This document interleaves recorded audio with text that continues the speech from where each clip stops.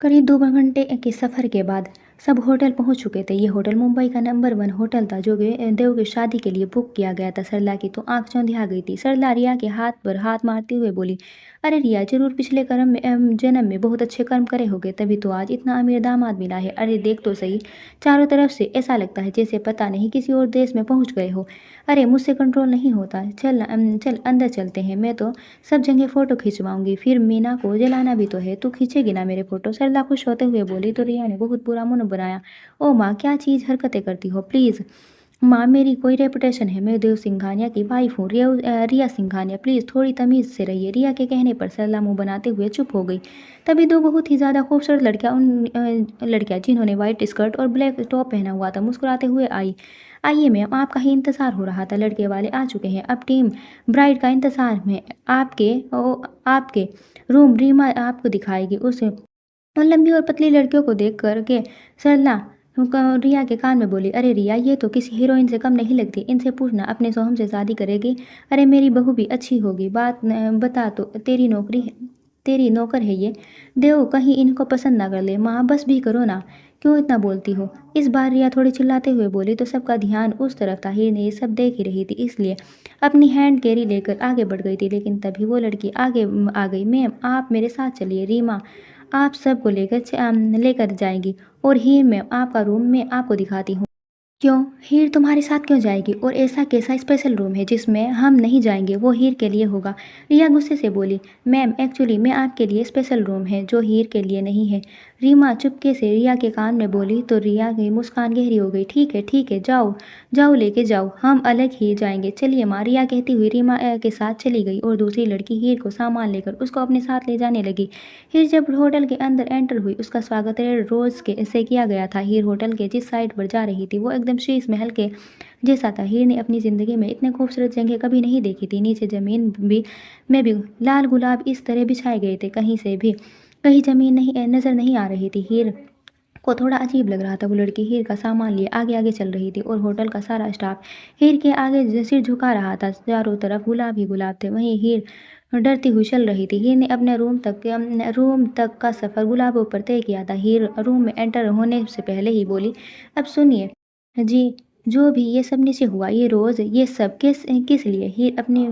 हीर की बात पर वो लड़कियां मुस्कुराती हुई बोली, मैम हमारे यहाँ ब्राइड का वेलकम ऐसे ही होता है, ऐसे ही किया जाता है। लेकिन ब्राइड मैंने है हीर कहती हुई रह गई, पर उस लड़की ने कुछ नहीं सुना और वो हीर को उसके रूम की चाबी देकर चली गई। हीर पहले तो खड़ी सब देखती रही, फिर खुद को नॉर्मल करते हुए बोली, पता नहीं सब क्या हो रहा है। हीर ने सिर्फ झटका और कमरे की दरवाज़ा खोला, जैसे उसकी आंखें फटी की फटी रह गई। कमरा था या क्या था?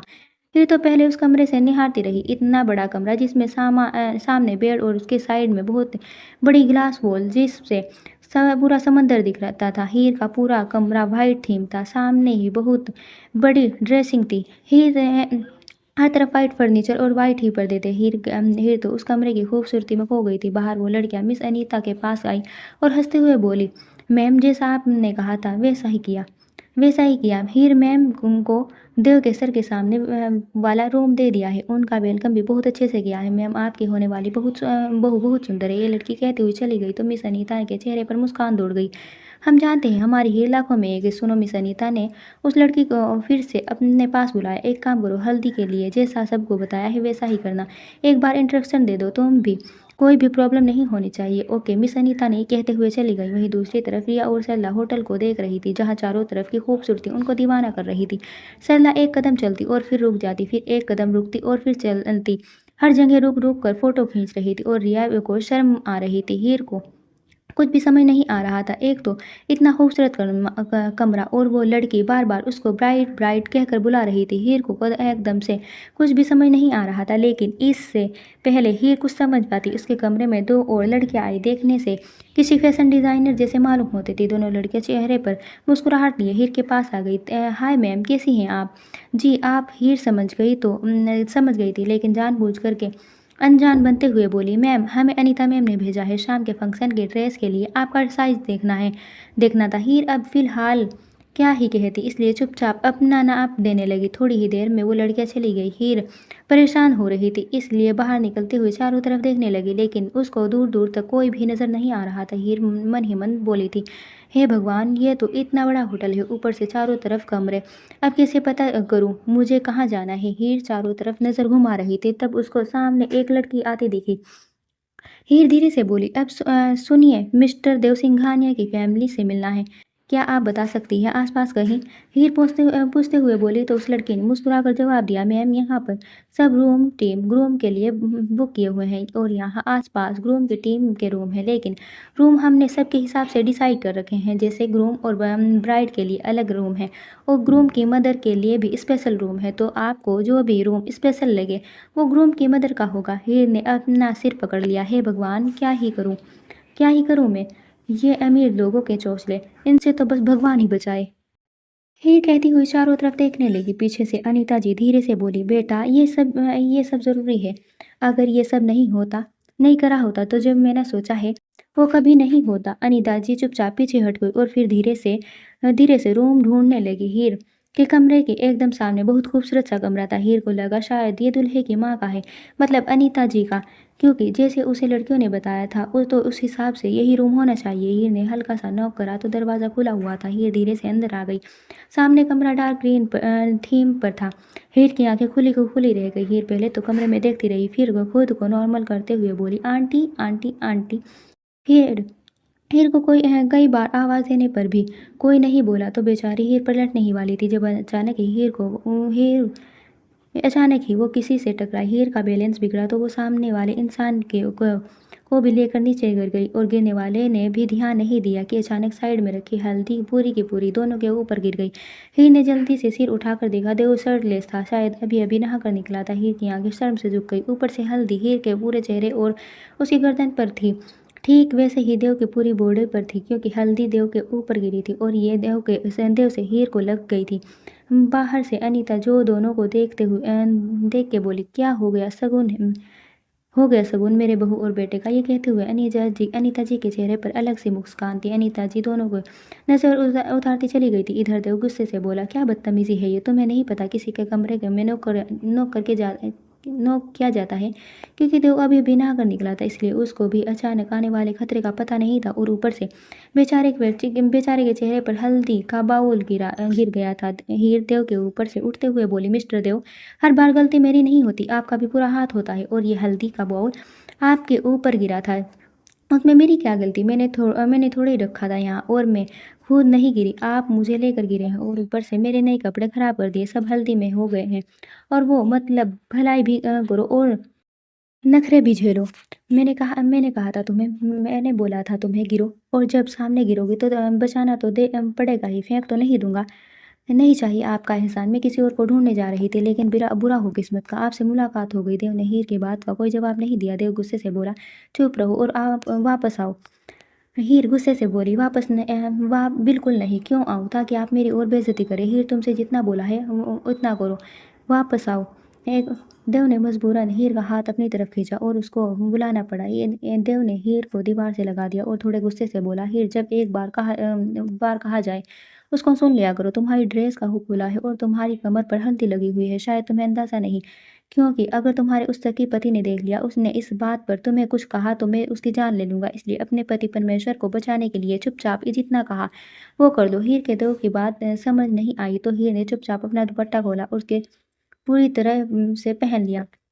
देव बस हीर को जाता देख रहा था, पता नहीं ये क्यों, लेकिन देव के दिमाग में वीरेन को लेकर कुछ चल रहा था और वे क्या था ये वो भी नहीं जानता था। हीर कमरे से वापस आई और शीशे में खुद को देखने लगी। उसके दिमाग में अपने गांव की औरतों की पुरानी बातें चल रही थी। हीर को याद है जब वो गांव की एक शादी में गई थी, तब उसे एक औरत ने कहा था, अगर दुल्हन को उसके होने वाले दूल्हे के हाथ से हल्दी लगे तो उनकी जोड़ी बहुत अच्छी होती है और जन्मों जन्मों का साथ होता है। अभी तो उसकी हल्दी शाम को थी और देव को तो उसका दूल्हा भी नहीं था। हल्दी से पहले ही देव और वो एक दूसरे के रूप में हल्दी में नहा चुके थे। हीर को कुछ भी समझ नहीं आ रहा था। हीर ने सबसे पहले नहाने की सोची, क्योंकि अगर चाची रिया उसको इस हालत में देखती तो 100 सवाल पूछती। शाम हो चली थी। होटल पीले और सफ़ेद फूलों से नहाया हुआ तो ऊपर से लाइटिंग जो बहुत खूबसूरत लग रही थी। सच में देखने वालों को ऐसा लग रहा था जैसे कि राजा और शहजादे की शादी हो रही हो क्योंकि देव वैसे भी अकेला था। मिस अनीता अपने एक बेटे की शादी में पूरा अरमान निकालना चाहती थी। होटल अंदर बाहर से सफ़ेद और लाल पीले फूलों से सजा हुआ था, यहाँ तक कि पूरी थीम येलो और वाइट रखी हुई थी। दूल्हे और दुल्हन के कपड़े भी ऐसे ही थे और बाकी आने वाले मेहमान को भी खास कहा गया था। उनके कपड़े पीले और सफ़ेद कॉम्बिनेशन में होने चाहिए। होटल के अंदर दो बहुत बड़े स्टेज बनाए गए थे जो सिर्फ फूलों से सजे हुए थे। जमीन पर भी फूल बिखरे हुए थे, ऊपर से चारों तरफ की लाइटिंग और भी वो खूबसूरत थी। आने वाला हर इंसान पहले होटल को देख रहा था जो बहुत खूबसूरत लग रहा था। वहीं हीर अभी तो वैसे ही बैठी थी जब किसी की मीठी आवाज़ उसके कानों में पड़ी। हीर, तुम अभी तक तैयार नहीं हुई बेटा। वो मीठी सी आवाज़ मिस अनीता की थी जो अभी काफ़ी देर से हीर को देख रही थी। हीर घबराते हुए बोली, जी आंटी, बस मुझे ये नहीं पता मैं क्या पहनूं, इसलिए इंतज़ार कर रही थी। हीर धीरे से बोली, तो मिस अनीता को उस पर ढेर सारा प्यार आया। अच्छा अच्छा, ये बात है तो इसमें कौन सा बड़ी बात है। मैं लेके तो आई हूँ तुम्हारी ड्रेस। मिस अनीता ने ये कहकर बाहर एक लड़की को आवाज़ लगाई तो उससे लड़की के हाथ में एक बहुत प्यारा सा शॉपर था और उसके दूसरे हाथ और दूसरी लड़की थी जिसके पास एक थाल थी जो काफ़ी सजी हुई थी। मिस अनीता हीर को देखकर बोली, ये लो, तुम्हारी ड्रेस भी आ गई और तुम्हारी ज्वेलरी भी आ गई। अब बस जल्दी से रेडी हो जाओ, ठीक है। हीर ने हाँ में सर हिला दिया, लेकिन कहीं ना कहीं उसके दिल में एक अफसोस आया था और वो था जो काम उसकी सास को करना चाहिए था वो अनीता जी कर रही थी। अनीता जी ने हीर को हल्दी की ड्रेस भेजी थी और जो एक सांस लेकर आती है, लेकिन खैर, जिसने बचपन से ही सब्र करा हो वो क्या कहती।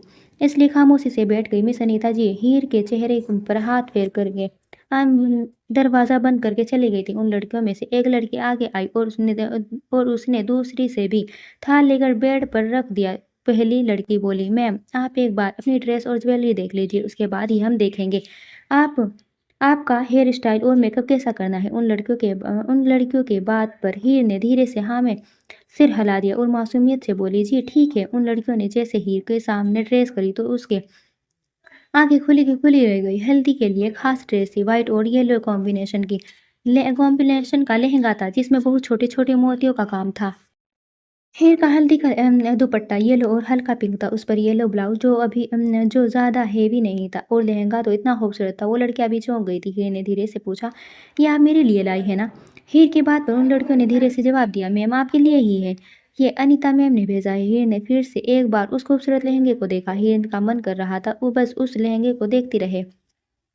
लहंगा ना तो ज़्यादा हेवी था ना ही बहुत ज़्यादा लाइट। लहंगा हल्दी के हिसाब से बनाया गया था जिस पर बहुत ही हल्का हल्का मोतियों का काम था और सबसे प्यारा था लहंगे का दुपट्टा। हीर ने ज्वेलरी देखी जो सिर्फ फूलों से बनी हुई लाल गुलाब और सफ़ेद मोतियों से के फूलों से बनी ज्वेलरी जिसकी खुशबू हीर को बहकाने के लिए काफ़ी थी। सफ़ेद मोती और लाल गुलाबों से बने हार जो कि बहुत प्यारा था।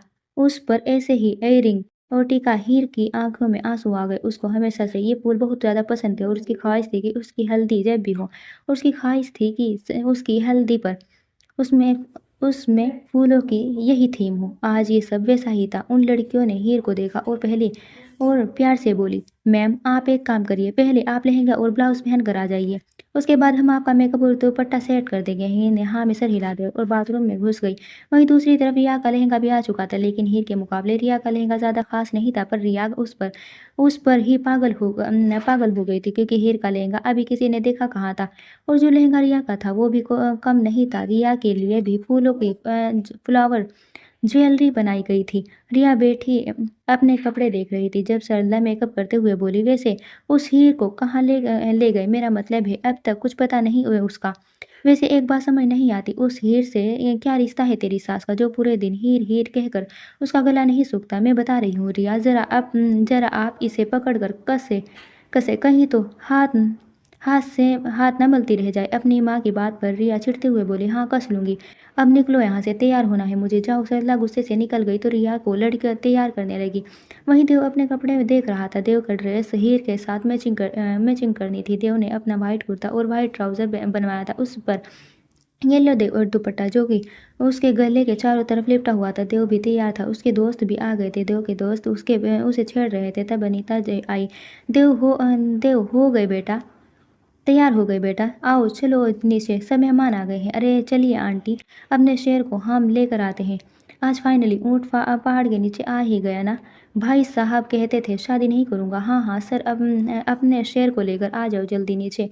सब वेट कर रहे हैं। अनीता जी ये कहते हुए चली गई। देव के दोस्त अनीता जी का प्लान अच्छे से जानते थे, इसलिए अनीता जी की तरफ इशारा करने लगे। अच्छा अब चल भाई, वरना आंटी कहेगी खुद तो आवारा दोस्त है, हल्दी के दिन तुझे भी आवारा कर दिया। अब चल। देव के दोस्त उसको ले जाने लगे और जैसे ही देव अपने कमरे के बाहर निकला वैसे ही हीर भी कमरे से बाहर आई, और जैसे ही दोनों की नज़रें मिली तो चारों तरफ अलग ही खुशी महक गई थी। हीर उस लहंगे में किसी परी से ज़्यादा खूबसूरत लग रही थी। हीर का लहंगा जो इस वक्त जगमगा रहा था, उसका दुपट्टा जो कि एक साइड पर पड़ा हुआ था, और फूलों का टेका और कंगन जो इस वक्त उसके गोरे बदन पर किसी शीशे की तरह लग रहे थे। हीर का न्यूड मेकअप किया गया था, जो कि हल्दी के हिसाब से था, एकदम लाइट। उसके बालों में फूल लगे हुए थे। हीर की मासूमियत ने आज देव के दिल पर फिर से बिजली गिराई थी। हीर का भी कुछ यही हाल था। देव को देख के उसका उसको भी ऐसा ही लगा था। देव वैसे भी बहुत ज़्यादा होट था। ऊपर से आज वो किसी रियासत का राजा लग रहा था, जो अपनी रानी को देख रहा था। देव के ऊपर से कितनी ही देर तक हीर की नज़र नहीं हट रही थी। हीर मन में सोचती हुई बोली, रिया कहाँ और देव कहाँ? देव जो किसी को भी नज़र मोड़ने पर मजबूर कर दे। रिया जिसको कोई पलट कर ना देखे। बेकार रिया की शक्ल नहीं, उसके नेचर था। रिया उस वक्त साथ बहुत ज़्यादा अकड़ और गुस्सैल बन चुकी थी। हीर ने अपना सिर झटका, लेकिन तभी देव का एक दोस्त जानबूझकर बोला, ओह माय गॉड यार, देव का भाभी या कोई भी परी भाई छू के देख ले, कहीं कोई स्वर्ग से अप्सरा तो नहीं आई? मुझे लगता है सच में कोई अप्सरा है। यह तो लड़की लगती नहीं, कोई इतना खूबसूरत कैसे हो सकता है? नहीं नहीं, कभी नहीं। भाई एक बार छू कर देख। देव अपने दोस्तों की बात सुन के गुस्से से बोला, ठीक है बस हो गया, ये वीरेन की वाइफ है, मेरी वाइफ नहीं नीचे होगी। देव के दोस्त सब जानते थे, इसलिए खूब जानबूझकर बोले, भाई ये तो पागल हो गया यार। देख हमने वो न्यूज़ देखी है, मेरे पेरेंट्स भी आए हैं और उन्हें लगता है मैं तेरी वाइफ यही है। प्लीज़ भाभी, नहीं मेरा मतलब है प्यारी लड़की। और देव अभी के लिए नोट कर ले, मेरा मतलब है बस तुम्हें सबके सामने जाना है, बाकी नीचे जाके मैं संभाल लूँगा। प्लीज़, वो तुम्हें एकदम से देखेंगे तो मुझे संभालना मुश्किल होगा। और वो जो दूसरी नकली भाभियाँ, मतलब वो जो रिया भाभी है, उनको नीरज संभाल लेगा, ठीक है नीरज? नीरज उसकी थोड़ी देर के लिए रोक। आशीष ने नीरज की तरफ आंख मारी तो नीरज मुस्कुराते हुए चला गया। प्लीज़ देव, मना मत करना, तेरे पैर पकड़ता हूँ भाई, प्लीज़। अच्छा अच्छा ठीक है, पर सिर्फ नीचे तक, उसके बाद नहीं, ठीक है? देव बोला तो आशीष मुस्कुरा दिया, हाँ भाई पक्का। और हीर से पूछ ले, उसे कोई प्रॉब्लम तो नहीं है? देव ने हीर की तरफ इशारा करा तो आशीष फिर से हल्के से बोला, नहीं भाभी, भाभी को क्या प्रॉब्लम हो गई? नहीं मेरा मतलब है प्यारी लड़की को, क्या उसका नाम हीर है? इस बात देव ने की आवाज़ में थोड़ी नाराज़गी थी, क्योंकि आशीष का बार बार हीर को प्यारी लड़की बुलाना देव को बिल्कुल भी पसंद नहीं आ रहा था। लेकिन जब देव के दोस्त हीर को भाभी कहते तब देव को बहुत अच्छा लगता था। तो हीर भाभी नहीं, मेरा मतलब हीर। आप तैयार है? आपको कोई प्रॉब्लम तो नहीं? आशीष बोला तो हीर को होश आया। हीर जो इतनी देर से दोनों की बात का तमाशा बन रही थी, वो नॉर्मल होते हुए बोली, ठीक है मुझे कोई प्रॉब्लम नहीं। जानती थी देव बहुत बड़ा आदमी है और थोड़ी सी भी गलती से देव की बदनामी हो सकती थी, इसलिए बेचारी ने देव की बदनामी के डर से हाँ बोल दिया। हीर के हाँ बोलते ही देव ने अपना हाथ और आगे बढ़ाया और हीर कपकपाते हाथ देव की तरफ बढ़ाने लगी, लेकिन देव ने हीर का हाथ थाम आगे बढ़ने से पहले ही अपने मजबूत हाथ को थाम लिया, और हीर ने घबराकर आंखें बंद कर ली। हीर का हाथ डर से कांप रहा था, जो अब देव के मजबूत हाथों में हिफाजत से था। वहीं दूसरी तरफ देव के लिए भी ये किसी सपने से कम नहीं था, क्योंकि हमेशा उसे उसकी ख्वाहिश थी।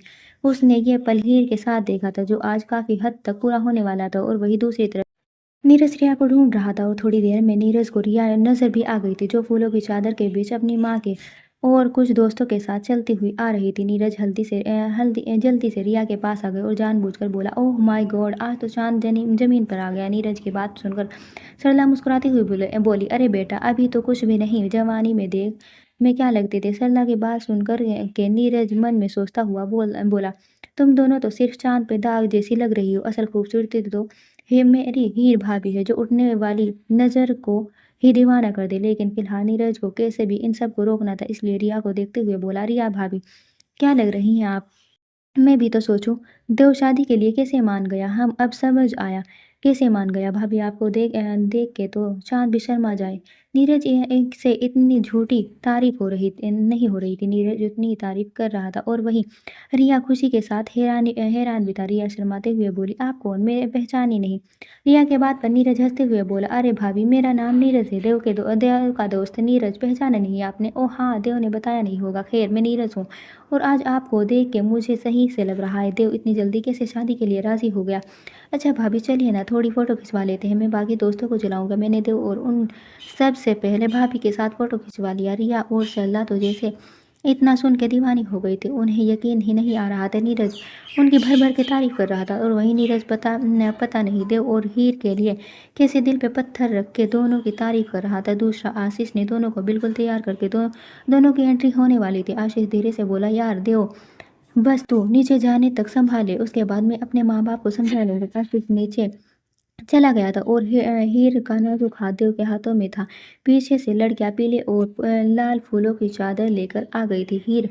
हीर और देव फूलों की चादर तले किसी राजा रानी की तरह सीढ़ियों की तरफ बढ़ रहे थे। पीछे से बैकग्राउंड म्यूजिक और लाइटिंग बहुत ही ज्यादा रोमांटिक लग रही थी। हर तरफ जैसे खुशियां झूम उठी थी। दोनों के कदम धीरे धीरे नीचे की ओर बढ़ रहे थे। हर तरफ सिर्फ फूल ही फूल थे। लग रहा था जैसे सारी दुनिया के फूल आज हीर और देव के कदमों में हो। अनीता जी की आंखों में ढेरों आंसू थे, आज अपने बहू और बेटे को देख कर आए थे। फोटोग्राफर हर कीमती पल को कैमरे में कैद कर रहा था। अनीता जी समझ गई थी वीरन और रिया की फैमिली आती ही होगी, इसलिए उन्होंने आशीष को इशारा किया। आशीष दौड़ता हुआ देव और हीर के पास आया। चलिए भाभी, भाभी नहीं, मेरा मतलब है चलो देव और हीर, अब आप दोनों अपने अपने स्टेज की तरफ चलिए। हीर जैसे ही आगे बढ़ी, उसका हाथ देव के हाथों में था। हीर घबराते हुए बोली, मैं जाऊं? इस वक्त सबकी नजरें देव और हीर पर थी।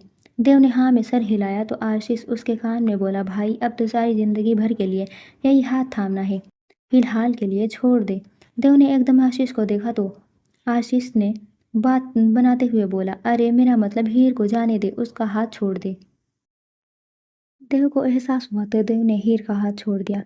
वहीं देव भी अपने स्टेज की तरफ चला गया था और हीर फूलों की चादर के बीच अपने स्टेज की तरफ चली गई थी। सब लोग जानते थे किसी की शादी किससे होने वाली है, क्योंकि अनीता जी ने बहुत कम और ख़ास लोग बुलाए थे, इसलिए किसी को भी यहाँ होता कन्फ्यूज़न अजीब नहीं लग रहा था। हीर जब स्टेज पर बैठी, उसकी नज़र अपने हाथों पर थी जहाँ उसने फूलों की चूड़ियाँ पहनी हुई थी। इस वक्त हीर के पैर भी फूलों में थे। हीर बहुत ज़्यादा खूबसूरत लग रही थी। हीर के पास कुछ लड़कियां थी।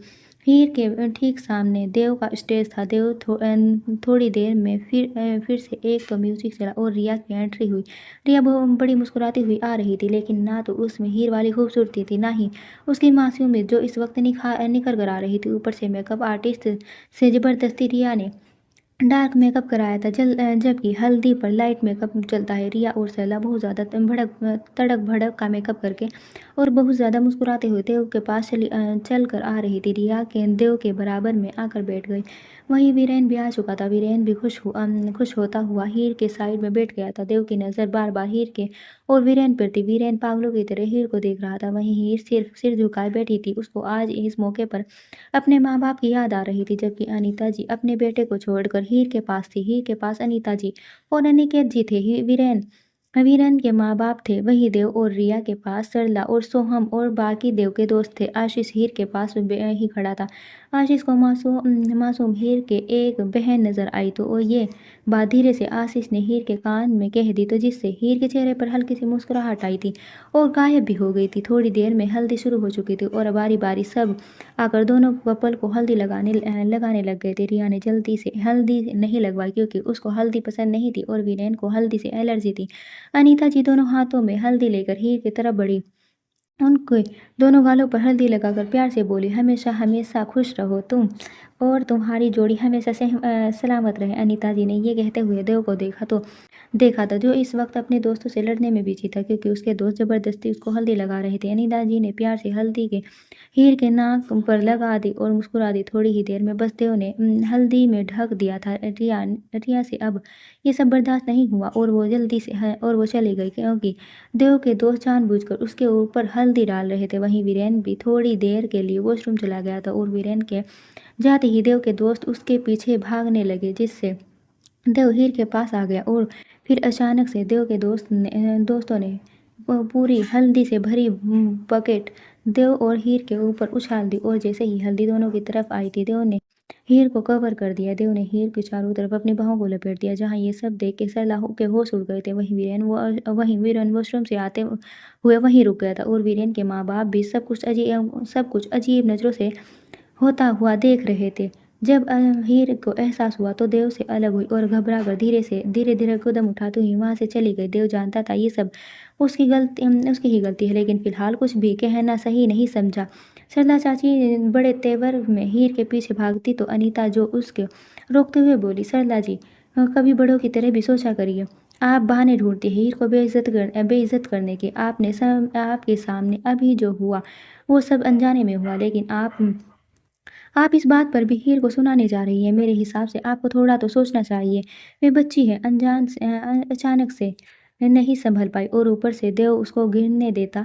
हम जब कमरे में कोई मेरे सामने गिरेगा तो मैं उसे थामूंगी, बचाने की कोशिश करूंगी।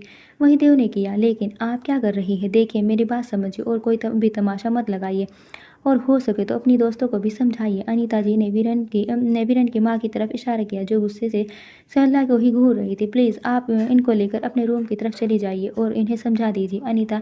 आज अनीता जी थोड़े गुस्से से बोली थी। अनीता जी के बोलने पर सरला मुंह बनाती हुई चली गई थी और उसके पीछे वीरेन की फैमिली भी चली गई थी। अनीता जी ने सुकून की सांस ली थी। देव और उसके दोस्त वहीं खड़े थे। जब वीरन गुस्से से अंदर की तरफ चला गया, देव को जाते देखता रहा। वीरन अंदर गया और जहाँ धीरे धीरे अंदर की तरफ जा रही थी, वीरन गुस्से से हीर की तरफ दौड़ा और उसने हीर का हाथ बुरी तरह पकड़कर अपनी तरफ खींचा। हीर जो पहले से ही डरी हुई थी, अब पूरी तरह कांप रही थी। वीरेन ने हीर का हाथ इतने तेज से पकड़ा था कि उसकी आंखों से आंसू निकल गए। वीरेन हीर को दीवार से सहारे लगाते हुए बोला, बहुत शौक है ना उसके बाहों में रहने का? आखिर किस लिए? मेरे साथ तो कभी इतने खुश नहीं रहती। क्या दिखाना चाहती हो सबको? एक काम करो हीर जी, आप उनसे ही शादी कर लो, क्योंकि हम तो यहाँ वैसे ही मनोरंजन के लिए आए हुए हैं। क्योंकि हर जगह हीर देव, बाकी लोग क्या करें? हीर देव, तुम्हारी शादी मुझसे हो रही है, ना कि उससे। हीर आंखों में नमी लेकर बोली, छोड़ो मुझे वीरन, दर्द हो रहा है मुझे, प्लीज। क्यों दर्द हो रहा है? उसकी बाहों में रखे तो दर्द नहीं हुआ, अब क्या हो रहा है? क्यों इतना दर्द हो रहा है? अभी वीरन कुछ और कहने वाला था जब किसी ने उसका कॉलर पकड़कर खींचा और एक जोरदार मुक्का वीरन के मुंह पर जाकर लगा। वीरेन शेर आंखों से घूर रहा था। देव गुस्से से वीरेन का गला पकड़ के बोला, तेरी हिम्मत कैसे हुई? लड़की पर जोर आजमा कर खुद को क्या समझता है? अगर आज बात यहाँ तक नहीं पहुँचती, तुझे जेल की सलाखों में डलवा देता। लेकिन हीर की मोहब्बत है, तू इस बात की खुशी मना।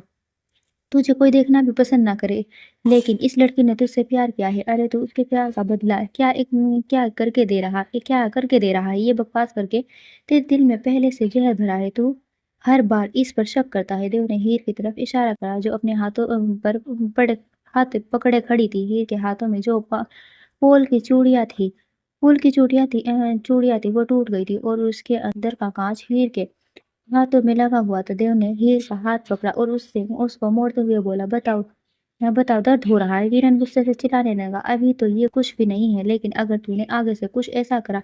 ये लोस्ट कौन है, समझ आया?